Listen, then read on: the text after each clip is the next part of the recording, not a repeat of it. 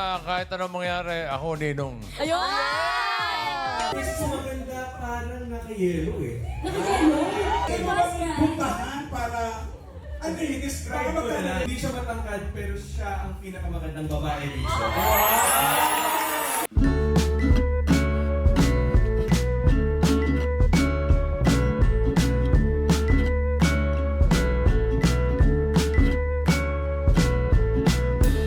good to see you here. Okay ka, Ben?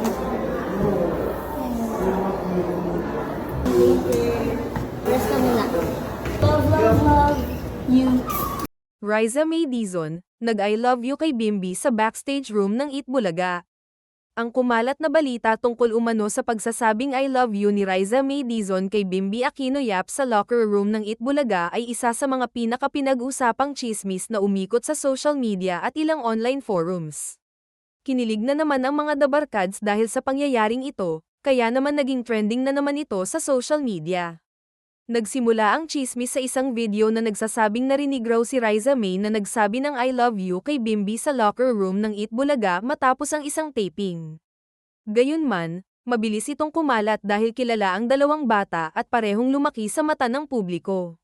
Sa loob lamang ng ilang oras, nagkaroon ng sari-saring bersyon ng kwento, may nagsabing biro lang daw, may nagsabing sweet moment, at may nagpalala pa na tila may romantikong kahulugan.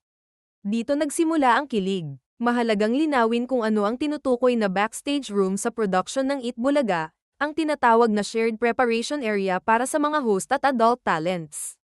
Sa konteksto, ang salitang iyon ay bahagi ng pangkaraniwang ekspresyon ng pagkakaibigan at pasasalamat, isang bagay na normal sa mga batang lumaki sa showbiz kung saan madalas silang tinuturuan na maging magalang, sweet, at expressive sa salita. Gayunpaman, sa mundo ng showbiz, walang sandaling nananatiling pribado magpakailanman. May mga netizen na hindi sinasadyang marinig, at ito nga ay ang pagsabi ng I love you ni Riza May kay Bimby habang paalis na ng kwarto si Riza May.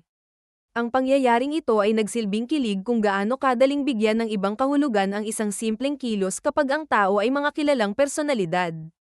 Sa kaso ni Riza May at Bimby, ang I love you ay isang patunay ng pagiging bukas at totoo sa damdamin, isang bagay na bihira at madalas na mabilis maunawaan sa mundo ng telebisyon. Hindi na bago si Riza May sa telebisyon. Ang mahalaga sa yugtong ito ay ang transisyon niya bilang mas mature na personalidad. Sa mga eksenang kasama si Bimby, makikita ang kakayahan niyang mag-adjust ng tono, hindi siya nangingibabaw, hindi rin nawawala. Siya ang nagiging tulay ng usapan, nagbibigay ng espasyo, at nagsisiguro na naiintindihan ng audience ang direksyon ng segment. Ito ang dahilan kung bakit naging natural ang pagsasama nila.